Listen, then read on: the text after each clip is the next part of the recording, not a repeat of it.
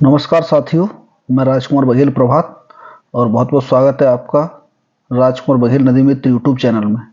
आज हम बात करेंगे पीसीएस मेंस का जीएस का सेकंड पेपर है 2020 का।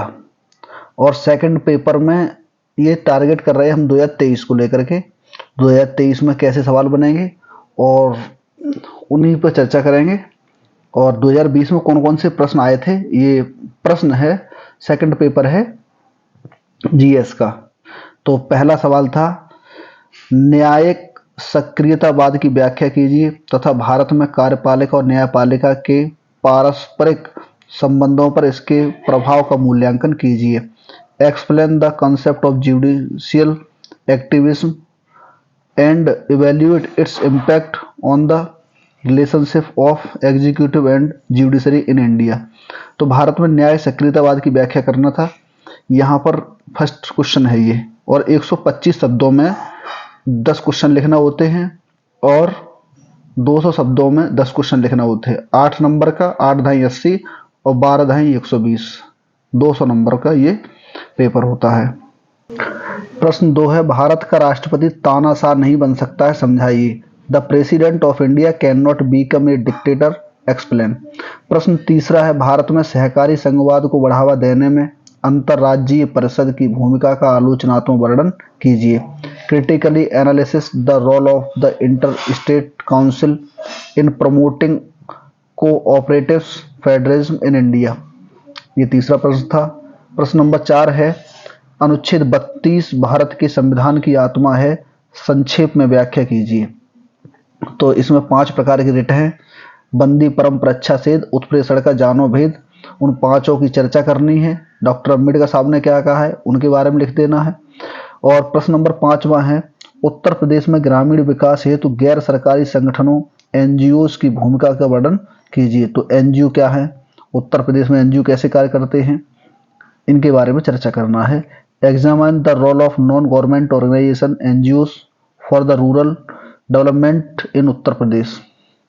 प्रश्न नंबर 6 है, सरकारी नीतियों के संदर्भ में सूचना एवं संचार प्रौद्योगिकी की भूमिका का मूल्यांकन कीजिए। Evaluate the role of information and communication technology in the context of government politics policies. प्रश्न नंबर 7 है, भारत में मानव संसाधन प्रबंधन से संबंधित विभिन्न पहलुओं का विश्लेषण कीजिए। Analysis various aspects relating to management of human resource in India. प्रश्न नंबर 8वां था, 2020 में महामारी के दौरान श्रम प्रवास के परिप्रेक्ष्य में अपनी अर्थव्यवस्था को गति देने से बहुराष्ट्रीय कंपनियों को आकर्षित करने में उत्तर प्रदेश के प्रयासों का परीक्षण कीजिए। महामारी के दौरान, इसमें सवाल ये बताना था, महामारी के दौरान श्रम प्रवास, फिर उसके बाद यहाँ पर देना अर्थव्यवस्था को गति देने के उद्देश्य से बहुराष्ट्रीय कंपनियों को आकर्षित करने में उत्तर प्रदेश के प्रयास क्या क्या रहे थे, उन पर चर्चा करनी थी। अब इसका यूपी स्पेशल का अलग से पेपर होगा, सब्जेक्ट के स्थान पे हो गया है। Examine the efforts of Uttar Pradesh in attracting multinational companies so as to boost the economy of the state in the wake of labour migration during the pandemic of corona.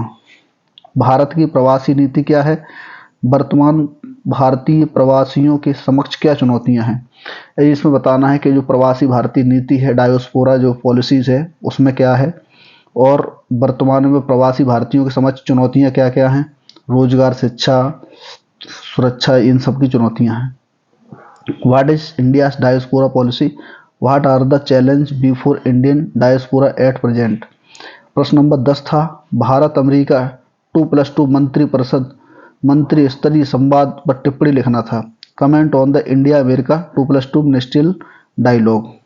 तो रक्षा, सुरक्षा, आतंकवाद, स्वास्थ्य, जलवायु परिवर्तन, ग्लोबल वार्मिंग, नस्ल भेद, परमाणु ऊर्जा, विदेश मंत्रियों की बैठक, इन सबको हमने पॉइंट बना के इसको लिखा था। ये है खंड ब यानी सेक्शन बी में 11वां क्वेश्चन है, लोकहित का मामला लोकहितवाद का मामला नहीं होता, मूल्यांकन कीजिए। Every matter of public interest cannot be a matter of public interest litigation, evaluate।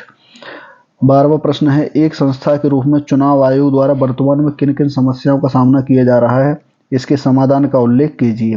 What are the problems faced by the election commission as an institution at present, also mention solution for them. वित्त आयोग के कार्य क्या है, राजकोषीय संघवाद में इसकी भूमिका की समीक्षा कीजिए। प्रश्न नंबर 13 था ये। What are the function of finance commission, वित्त आयोग के कार्य क्या है। पहले ये वित्त आयोग बता देना है। वित्त आयोग कौन से अनुच्छेद में, 280 में है। फिर सीधे इसके कार्य पे आ जाओ। राजकोषीय संघवाद में इसकी उभरती भूमिका की समीक्षा कीजिए, इसके बारे में लिखना था। प्रश्न नंबर 14 है, भारतीय राजनीति में प्रमुख दबाव समूहों की पहचान कीजिए और भारत की राजनीति में उनकी भूमिका का परीक्षण कीजिए। Identify the major pressure groups in Indian politics and examine their role in it. यानी दबाव समूह की भूमिका क्या है, भारत में कौन कौन से दबाव समूह हैं। दबाव समूह के बारे में बहुत सारे विद्वानों ने कहे। दबाव समूह को हरमन फाइनर ने कहा है कि ये गुमनाम साम्राज्य हैं, किसी ने कहा है कि ये सरकार के पीछे के साम्राज्य हैं, किसी ने कहा है कि ये छुपे रुस्तम हैं। इसके बारे में बहुत सारे कथन लिखना था। प्रश्न नंबर 15 है, ई शासन ने प्रशासनिक तंत्र को किस सीमा तक अधिक नागरिक केंद्रित बनाया है। क्या ई शासन प्रणाली को और अधिक सहभागी बनाया जा सकता है।